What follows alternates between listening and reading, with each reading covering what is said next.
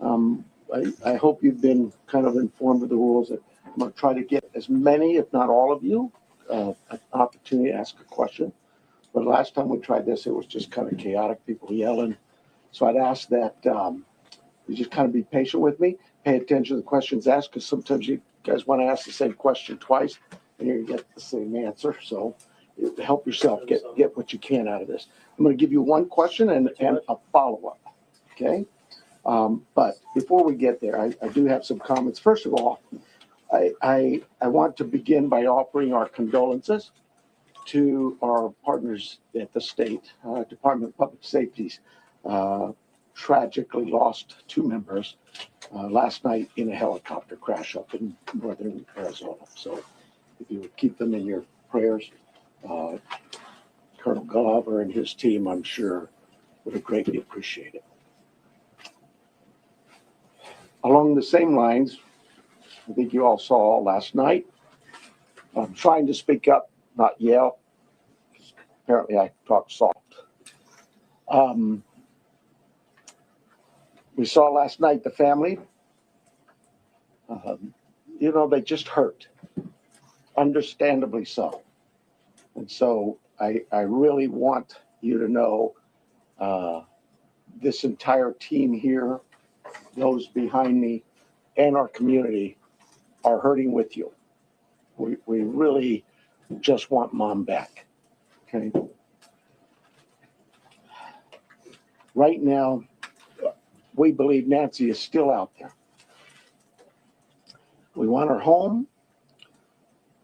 Our department, the Sheriff's Department, along with all of our partners at the FBI, have been working around the clock. And we just want her home and find a way to get to the bottom of all of this, just as you do. But I have other partners out there who have stepped up, and you've probably noticed them in the last few days, if not the last few hours, and you're going to see more of that. Well, I made a decision to contact our PCRIT team, and those of you not local, that's our Pima Regional Critical Incident Team. It's made up of law enforcement officers from this entire valley.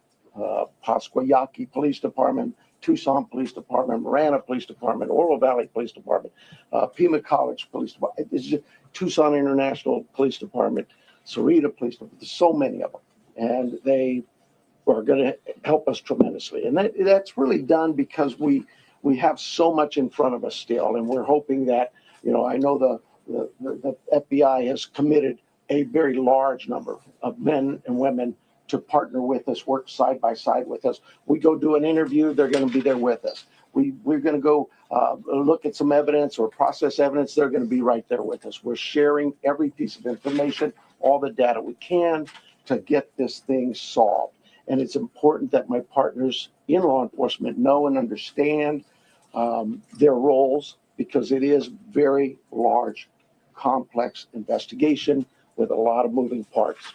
And we're at that phase now where sometimes we're waiting, right? We're waiting for analysis. We're waiting for lab reports. But even then, when they come back quickly, for example, some DNA, we rushed what we thought was the best target for DNA. We did a rush through and got some of that back. The results were minimal. I think you all know the blood on the porch. That was one we did. It came back to Nancy. That's what we know. But there's still more items that have been submitted. We just haven't got them back yet. But in the meantime, we're not just sitting on our haunches waiting. We do have a number of leads coming in, and that's why we brought in the FBI for one, but PCRIT as well, to be able to get out there and handle these leads as they come in as quickly and as expeditiously as we can. And every single lead is looked at, every one of them. And so we're gearing up. You probably have some questions about what you've seen in the last couple of days. I'll gladly answer those at that time. But it really is about getting our partners out there. To be fair, when we went to that scene the first night, Saturday night, it was just us. Since then, the FBI and others have asked, can we go and see it as well? And that's what you've been seeing. But it is a very important case to not just me and my team, but this entire community, all of our law enforcement partners. Suspects. I know there's been a lot out there about suspects, and I want to be very clear.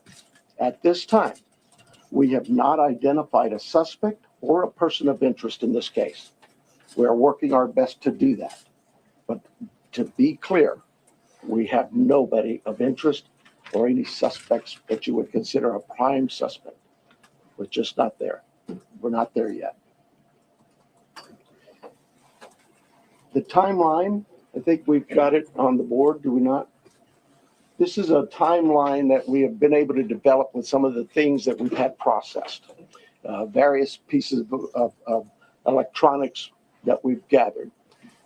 And you look at some of this, and I know you're going to say, well, why did it take you so long to get this to us, Sheriff? Well, because one thing, it's got to go out and be processed at different lab sites. And sometimes that stuff comes back to us. And like you, we have questions. And we say, wait a minute, what is this about? What about this? Could it be that? And so it's sent back or it's sent somewhere else. So, and that's happening with all of the things we see, that process, that review, and that questioning of, all right, what is it we're looking at? So I'll go over it with you. You can see it on the board there, but at about 5:32 p.m., these are approximate times.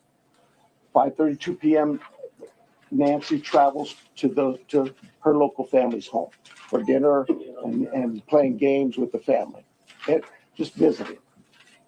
At 9:48 p.m., which is very consistent to what we were told by the family, that Nancy was dropped off at home, and we know that because we have a garage door open at approximately, I can't stress that enough, at approximately 9:48 p.m. At 9:50 p.m., that garage door closes, because that time we assume that Nancy's home and probably going to bed. Sunday morning, early morning at 1:47 a.m., the doorbell camera disconnects. At 2:12 a.m., software detects a person on a camera, but there's no video available. They had no subscription, and therefore it would rewrite itself. It just kind of loops, right, and covers up. That's what our analysis teams have told us. We're not done with that. We'll do all we can, but that's what it says. So it detects a person on camera. Could that be an animal? I imagine that's possible. We don't know that. We just have no video, but we're not giving up on that. 2:28. Nancy's pacemaker app shows that it was a disconnect from the phone. And at 11:56 a.m., the family checks on Nancy, discovers her missing, and at 12:03 p.m., 911 is called in to the Pima County Sheriff's Department. I believe it's about approximately 10 minutes later, 12 minutes later, our patrol teams arrive. They see the scene, and we start our response with our search and rescue teams and our detectives from homicide and various units. In fact, every unit here, I think somebody questioned, how come there's an ICAC member out here or this member? Everybody in our criminal investigations team is a part of this team and part of this investigative effort. I think with that, let me make sure.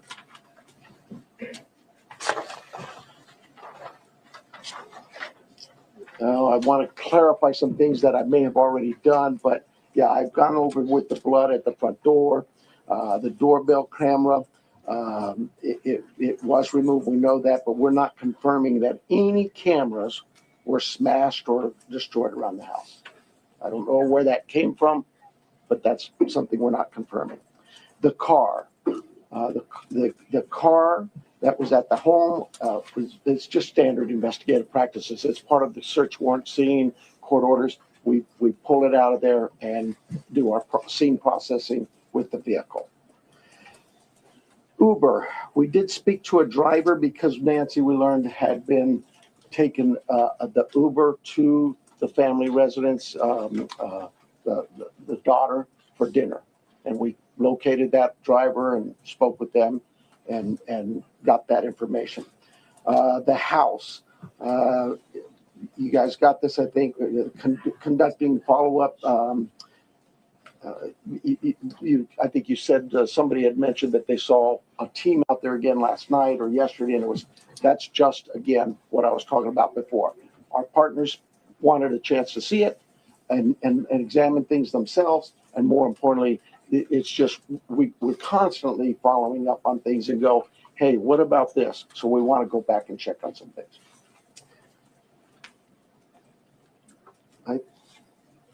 Oh, here's the other thing. Someone had mentioned there was forced entry. I have no clue where that comes from. We have been very consistent. We are not discussing that at all. Whether it's forced entry or not forced entry, that is something we're just not discussing. So I don't know where anybody got that information. I think I am about done with my piece of this. I'm going to bring up here Heath Yankee, and I think you know him if you haven't been here. John Edwards is the assistant agent in charge with the FBI here at the Tucson office. Heath Yankee is the special agent in charge for the state of Arizona out of Phoenix, and he will come up and speak.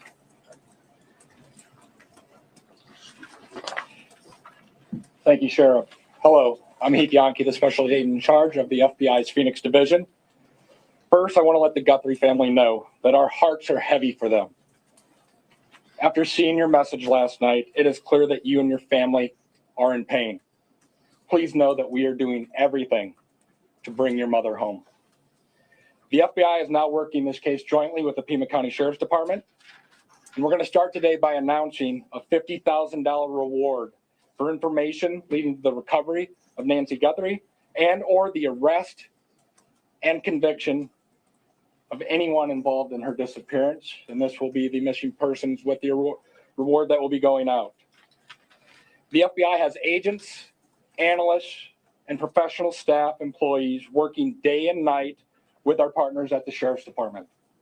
We have deployed additional intelligence and agents from our Phoenix office. We have brought in our critical incident response group from Quantico, Virginia. Members from our cellular analysis survey team are here, and they continue to collect and process digital information. We are actively reviewing and analyzing information from all digital sources, which includes banks, social media companies, phone companies, and any other organizations where a digital footprint could have been captured. All this information provides data points and helps put the picture together. And we will be in the community continuing to conduct a thorough investigation with our partners. You heard about us out there last night. We will be back out there today. I would ask the media, give our investigators the space to do their jobs while they're out there. Next, regarding the ransom letter. We are aware of a ransom letter that was sent to the local media and then to national outlets. As with every lead, we are taking it seriously. We are in communication with the family. And while we advise and recommend from a law enforcement perspective, any action taken on any ransom is ultimately decided by the family. Thank you to those in the community that have called in tips. For anyone out there that may have information, no matter how small you think it may be, please report it. You can do so by calling 1-800-CALL-FBI or online at tips.fbi.gov. My next message is to those imposters who are trying to take advantage and profit from this situation. We will investigate and ensure you are held accountable for your actions. We have made one arrest related to an imposter ransom demand, and a complaint will be presented to a magistrate judge later today. You will get more on that from the FBI and our U.S. Attorney's Office here in Arizona when it becomes available. To anyone that may be involved, do the right thing. This is an 84-year-old grandma. This is an 84-year-old grandma that needs vital medication for her well-being. You still have the time to do the right thing before this becomes a worse, much worse scenario for you. Please return Nancy home. Thank you. All right, so you want to call them? You want me to call them? You can call them up. Okay, so the first person we're going to start with the list is going to be NBC National, Liz Fritz. Right here. Can you walk us through that timeline from when you believe, if you look at this here, from 147 to 228, what you think happened there and what particular software would have detected somebody on camera? Yeah, I don't. I know we know the software that was there. But I'm not. I'm sorry. I'm just not in the weeds. So, I know that. Think of your doorbell cameras. Somebody walks up. My wife's. If I walk up, she gets an alert, and it's usually something like that. A person's detected.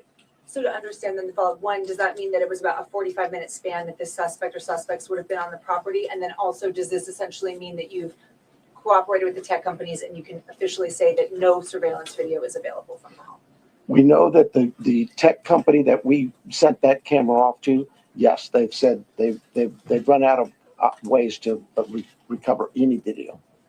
And was that about 45 next minutes? person's going to be ABC News, Aaron Kutersky. I'm sorry. Was what 45 Can minutes? we say it's about a 45-minute span that somebody would have been on the property then from 147 to 228? Yeah, I think those times speak for themselves, and it is about like I say, those are approximates. So yes. I'm sorry. Who was next? Did Aaron you say? Kutersky, ABC News. Hi, Sheriff. Thanks very much. Is there information that you are purposefully withholding because of the active investigation that might be leading you in a particular direction? You know, this is no different than any criminal investigation that we conduct here.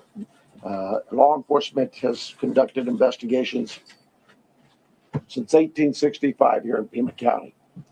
We're always mindful of what it is that's in front of us and what we should release and can release. There's legal guidelines that guide us, but there's also strategy too. So, I'll leave that for you to determine. Now that you are having such an injection of manpower from the Pima critical incident team and the FBI, were you slow to bring that in at the outset? Should all of these resources been brought to bear sooner? I guess that it's Monday morning quarterbacking. I do it all the time, so you have the opportunity to do it for me. I'll take that hit. CBS News, Jonathan Vigliotti. Sheriff, over here, has there been any proof of life, and has there been any sign of life? I'm going to anything to deal with the ransom notes and that. I would defer to the FBI, but no, to my knowledge, we're still looking for Nancy. And for my follow-up question, if I can speak with the special agent, what was it about this apparent ransom note that now 3 days on, you first haven't been able to validate, and second, it warranted informing the Guthries of its existence? So the ransom note that was sent out there, obviously every lead in this case, we are taking extremely serious. But not given- everyone is presented to the family. Why this one? Because this was the ransom that came in and it had facts associated with a deadline, with a monetary value they were asking for. So at that point, what were some of those facts, if you can, because there's been a lot of speculation, as you know, if you could set the record straight. yeah, the ransom itself, one talked about an Apple Watch and one talked about a floodlight. We're not going to go into specifics. It's very important that we keep this investigation moving forward, and we don't want to put more facts out there that others then can use to try to profit from this. Who else we know about an CNN, Apple next, Watch? Ed Lavandera. Hey, Agent, I want to follow up with you real quick on that. There have been, as far as we know, I think 3 ransom notes so far, 1 arrest. Are they all different? Or do you think there's different authors behind all of them? Or So the one that went to the media is the one we were currently investigating and working on. The imposter that I talked about, where an arrest was made early this morning, that there will be more information. We believe there's no evidence to connect this to Nancy's case. It was someone that was trying to profit from it, a total imposter. and Sheriff, you started off the press conference by saying you believe that Nancy is still out there. Do you have reason to believe that she's still out there alive, or are you fearful of the worst case scenario here, that she won't be found alive? Well, I'm certainly fearful of that. I think we all are. But it is we operate from a position that until we know she's out there, she's alive, and we're going to continue thinking that way until we find her. Fox Digital, Mike Reese. Yeah, sir. Michael Ruiz from Fox Digital. Sheriff, you said you've identified no suspects. Have you ruled out anyone she was with on Saturday night? You know, we've talked to so many. I'm sure that my investigators have feelings about this one's clear or this one isn't, but no, I wouldn't say anybody's ruled out yet, because what if I rule you out and then later I learn something else? No. So my follow-up, you mentioned that you don't know where the reporting of a forced entry came from. Do we know how whoever did this got into her house? That I would not discuss with you anyway. Fox News, Paul Morrow. Question for Agent Edwards, if I may. Agent Edwards, will the Bureau be submitting the DNA for investigative genealogical investigation relative to maybe hitting a relative, somebody if you will? I would say the DNA aspect of this case is being handled by the Pima County Sheriff's Department right now. However, should we get to that point, yes, that would be an option for the FBI to assist. And a quick follow-up, does the ransom note that you're working establish any communication protocols in it? No, it does not. And that is what I think is important, that if someone has Nancy and is demanding the ransom, that there is communication with the family. We talked about has been no proof of life, and there was no other demands within that letter. So they're still waiting for communication. ABC affiliate, Ashley Bolden. Yeah, right here, Ashley Bolden. When you say the doorbell camera was disconnected, do you believe that camera was taken? We do not have it in our possession. We've not located it. Okay. And then a follow-up. I know that we've been hearing a lot about ransom notes. We were also hearing in that video that was put out by the Guthrie siblings, and I don't know if this is a question for the FBI or yourself, but the challenges of seeing an image and knowing that it's real. Could one of you address that? Has the family received correspondence, any images, videos? So we're not going to go into facts regarding this part of the investigation. I think part of that message was with AI these days, you can make videos that appear to be very real. So we can't just take a video and trust that is a proof of life these days because of the advancements in AI and trying to actually get a proof of life that we can verify. But we're not going to go into anything the family may or may not have received. KOLD, Catherine Patterson. So in regards to a timeline on that ransom note, is that being an impact in your investigation? Are we nearing that timeline? I'm sorry, one more time. So in regards to the timeline in the ransom note, are we nearing that timeline? And is that playing a part in the investigation? We're not going to go again into specifics of that part of the investigation with the ransom note, other than what we've put out there. We've been transparent. We're talking about we are working that ransom demand, but we don't want to go anything further than that could impact any opportunities. So thank you. Is there any additional physical evidence at the crime scene other than the technology that you guys are using for this timeline? Is there anything else that's helping you guys other than really the technology? Well, I think I said on day one is that it's technology that's going to really help us solve this case. But no, I mean, you know, we did do a process of that scene for biological evidence. So we're still hopeful that maybe something will show up there as well. Arizona Republic, Richard Relas. Agent Yankee, Yes. we saw on the scene, I believe it was you, taking a tripod into the home of the sister. How involved was the FBI, if at all, in creating the video? Any advice for the family on what to say in the video? I would say we use our expertise and provide consultation and advice anytime a family would ask for our advice in a kidnapping. It's ultimately the family's decision of what they put out and any messages they put out. But we were, obviously, you're all documenting every move we make. We were there last night in talking with the family.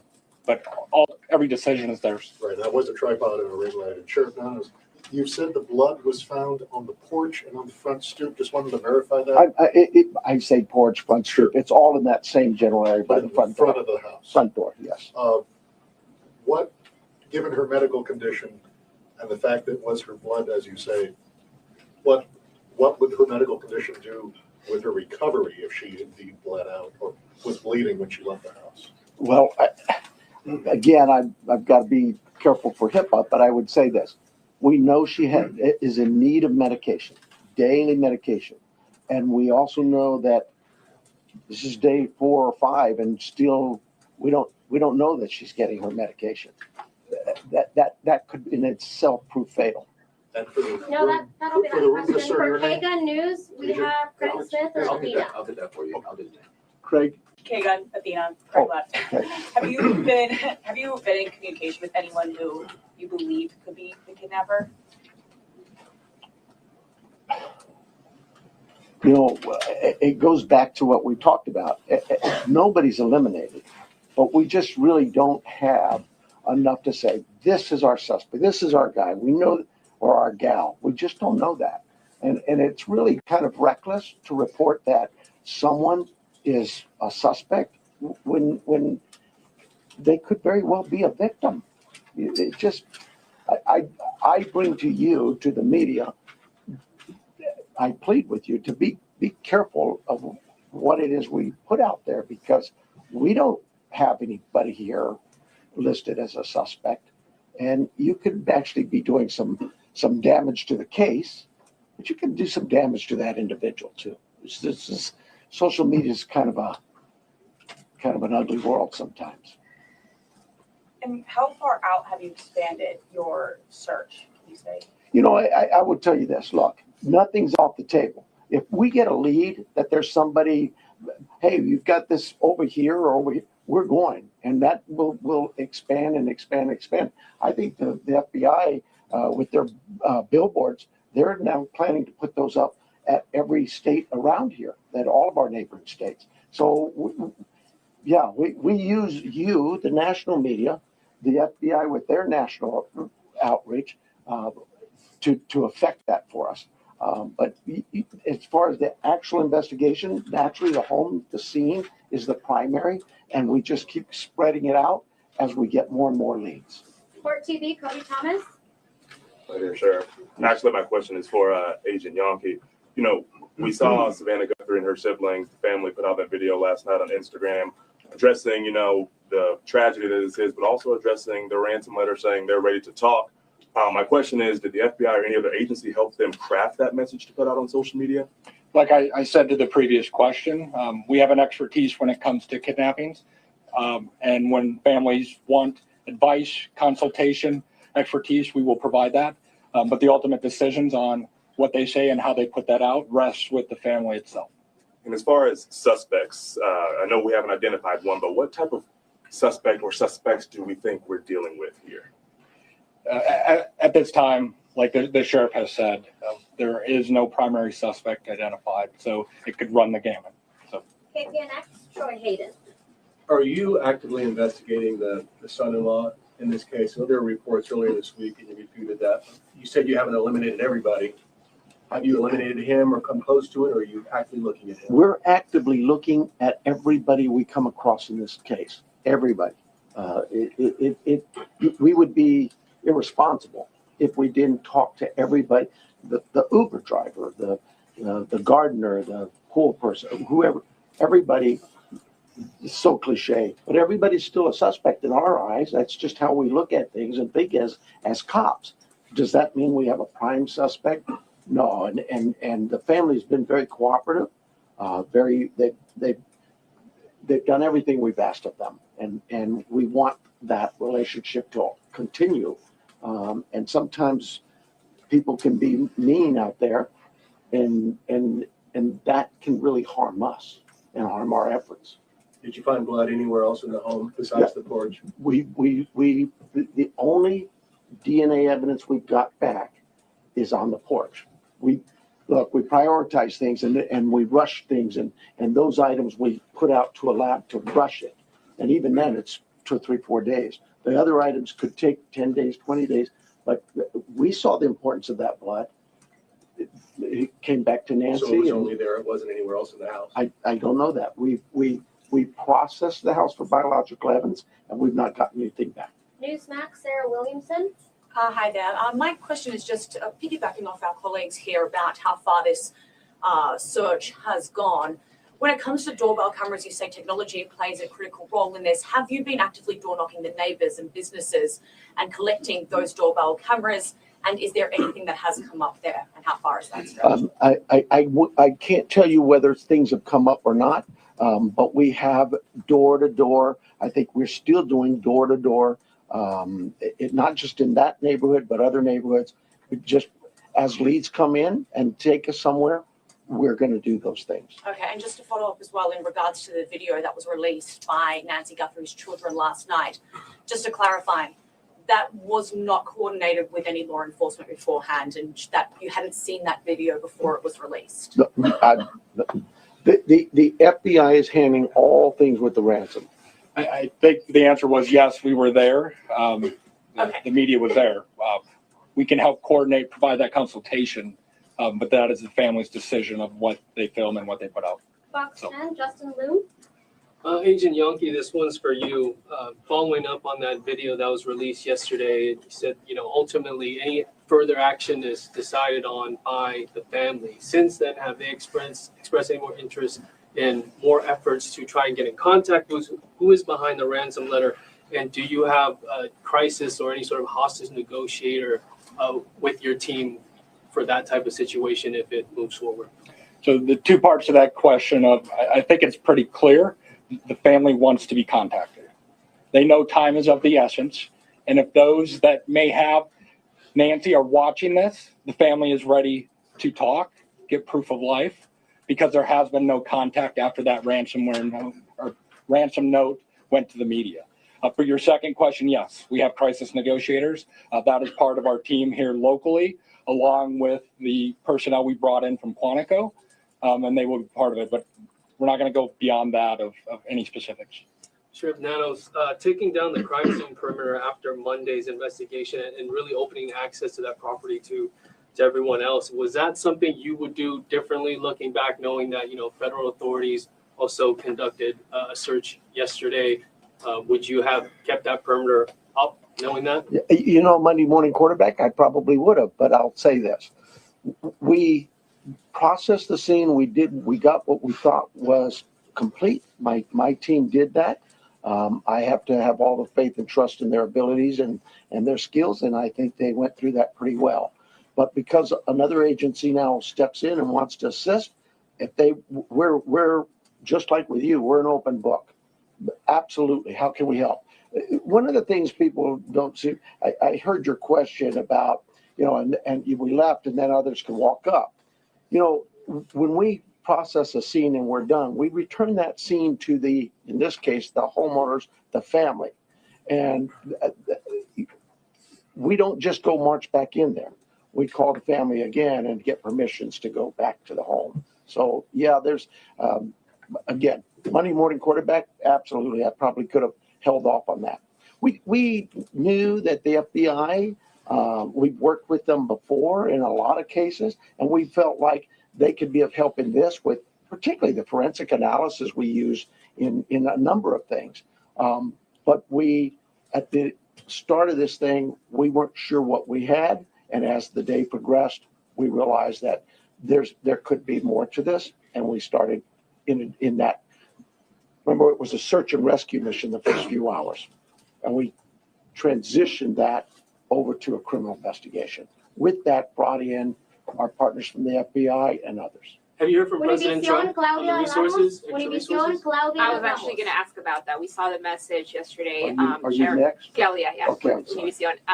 Following up on that, we saw the message from the president yesterday. Have you personally received any communication from him or the? No, and I wouldn't expect that. He too is a busy man, right? And I would say this: we thank him for him opening up his entire law enforcement team, as was put out yesterday, and we know, I know my local reporters here know we've always worked well with all of our partners in law enforcement. Maybe it's something unique to southern Arizona, and the rest of the country doesn't see that. But this isn't new for us. We've done this.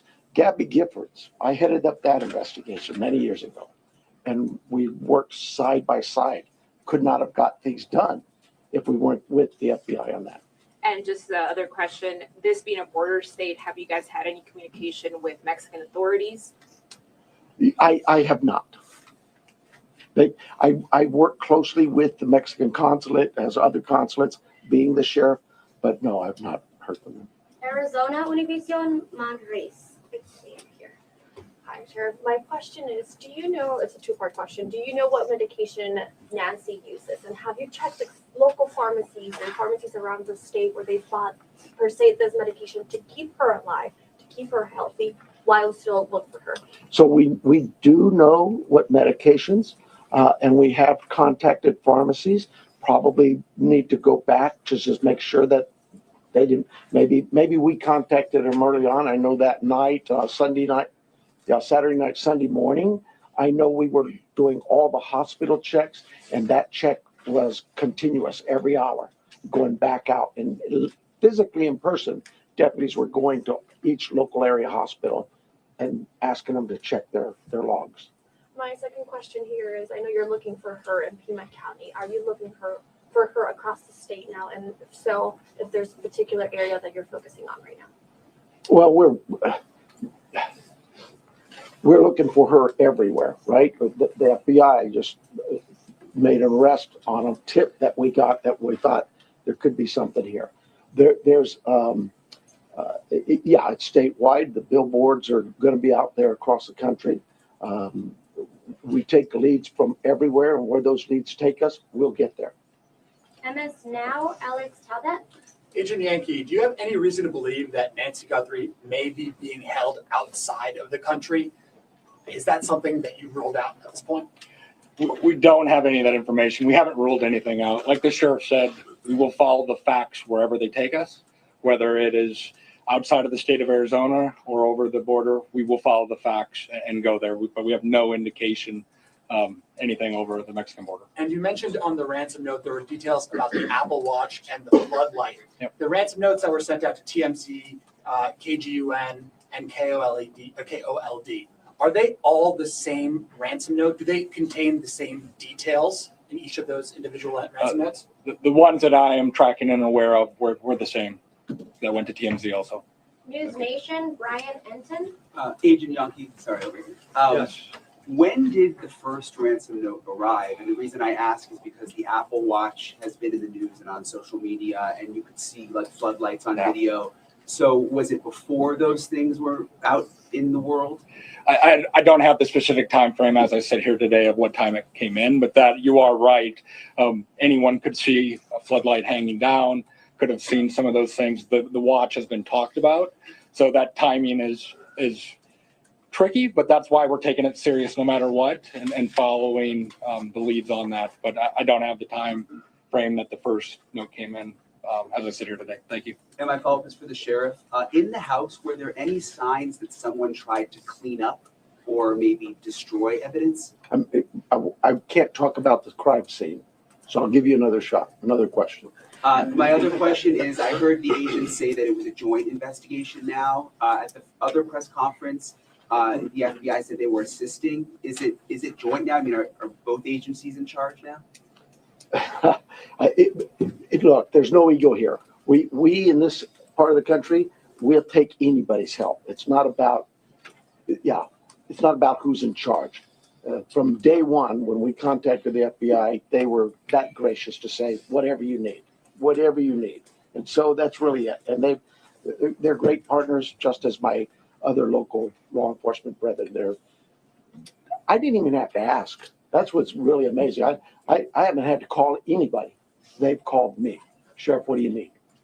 Arizona's Family, Brianna Whitney. Hey, Sheriff. I know you had the crime scene process. You said you went back out there. Your partners wanted to see it, but you guys were actively taking out evidence yesterday.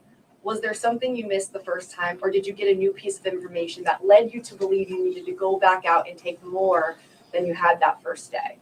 I know that we get information that will come, and this is just any crime scene that we're looking at. We may go out to a crime scene and think we've got it all, go analyze the evidence, and something comes back and says, hey, did you check this? We're not going to just say, oops, and not go. So does that mean you come Absolutely. in? In this instance, it really was the FBI just wanted to go, hey, can we take a look at it? Are you worried about that being contaminated at all because there was people in that? You know, I'll let the courts worry about that. We will certainly be open to the courts of anything that's been removed from that house, and we follow the rules of laws. We get court orders and go back and reapply for another warrant if need be. All of those things we're very careful of. Arizona My follow-up Public is for- Arizona Public Media, Lynn Boyd. Ellen Boyd over here. In that news release yesterday, there was a report of a trespasser. Has the Guthrie family dealt with any incidents, threats, whether that's trespassing, social media threats, anything of that nature? I am not aware of any of that. I know that we, as with any case, again, we would look at all of the background of calls to those families or their residents and see if there's anything there, or even in that neighborhood. Those things have been looked at. I don't know of anything that was reported in even the last 30 days or 60 days. Nobody's come to me and said, hey, next door you had a burglary. Follow up for the neighborhood where Nancy's home is. Can you give any more details on that trespassing incident? I don't have them. Telemundo, Jesus Gonzalez. It's for the FBI.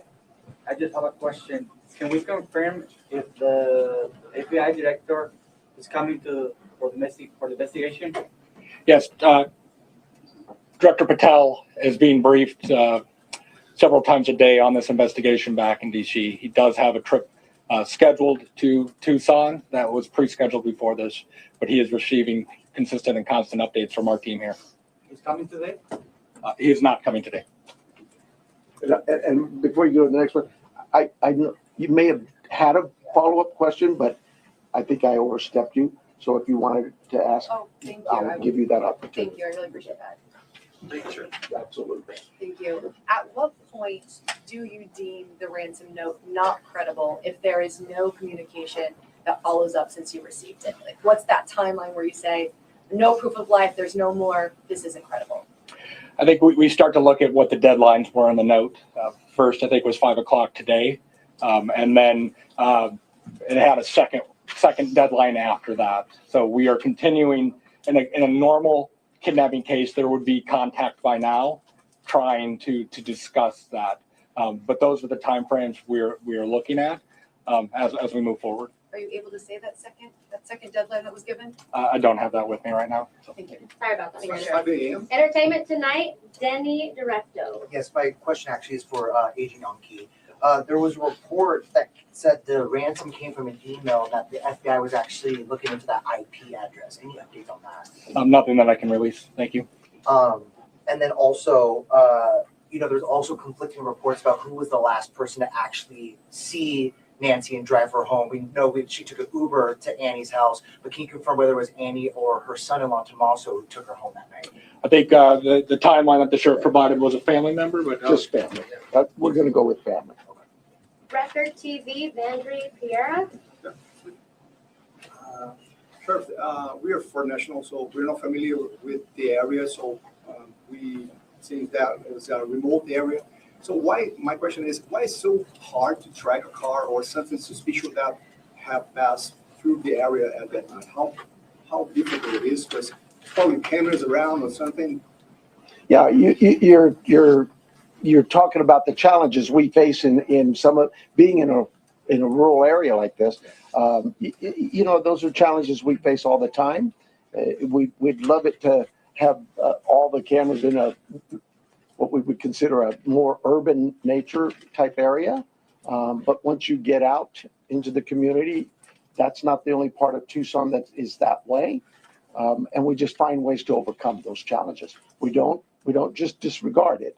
We still look at ways to find for example, ring cameras that might catch just a piece of something goes by, it doesn't catch the whole car, those kinds of things. We don't give up, we still go out. But not at least a car that came out at that night? I Far can't, away, like miles from the house. We have cameras all over and those things are being reviewed. Arizona Republic, Richard Relis. I'm a different person, but pretend. Did he get two?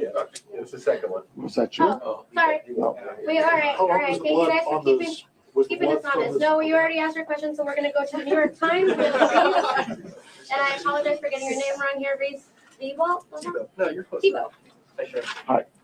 The 212, the camera that detected movement at 212, was that a different camera than the one that was disconnected at 147, and where was it pointed? We don't know that. We don't know which camera that was. When we did the software, it just told us that a person was detected, but I'm unaware of which camera that was. So there were multiple cameras and you're not sure? Sure, there were multiple cameras at the home. Okay. And is there a possibility that this is not a ransom situation? And if so, what else could it be? Your guess is as good as mine. I would say absolutely there's a possibility that this is nothing to do with a kidnapping. But we cover all angles. We're not going to dismiss something until we actually know for a fact that it's one way or the other. People Magazine, we have Danielle Bucker. So I wanted a little more clarity to follow up on his. Is there anything more you can say? Was this actually targeted or not? Do you have any? That's why we have the FBI to look at those areas where there may have been a target. Maybe it is a kidnapping. But no, we don't have anything to rule that out or to say it is. And as far as the ransom notes, there was a part in there about Bitcoin. Are you looking into that now, investigating? Yes, that's part of the investigation. Can you go and elaborate any further if you found anything or if there's any ties or any suspects tied to that Bitcoin? There is not at this time. Associated Press, Joe Goldendera. Hi, Sheriff. Just to follow up to a You're prior. Joe? I'm sorry? You're Joe? Goldendera. Oh, I thought you said Joe. Okay. Just to follow up to a prior question, you had said early in the investigation that authorities don't believe Nancy Guthrie was targeted. Why don't authorities think that Nancy Guthrie was targeted? Who said that who said they didn't You had think said she? that early in the investigation. Boy, if I said I absolutely misspoke. I've never thought she was or wasn't targeted. We've always believed that is certainly a possibility. I mean, you'd be silly not to think that. Somebody disappears in the middle of the night out of their home. You can understand where I'm coming from. But no, if I said that, obviously I misspoke or maybe somebody misheard me. But I've never believed that she was or was not targeted. Is there anything more specific you can say about what you believe the motive to be for this kidnapping at this time? Motive's always going to be a question, and we'll know more as we go what that motive is. But right now, my guesswork is as good as yours. And then we also have, the final one will be from KBOA here in Tucson, Monica Leslie. Okay, so let's talk about that 5 p.m. Did you say 5 p.m. deadline today? Is that the deadline? Oh, maybe that's for the FBI. Can you just give us some sound on that? Because that's a big deal. That's within hours about that 5 p.m. deadline per the ransom note.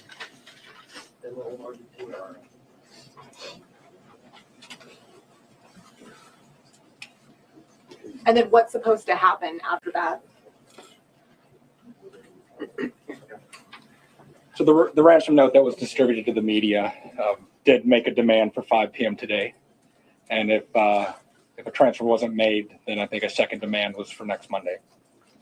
We're not going to go beyond that, but that was the ransom note the media received.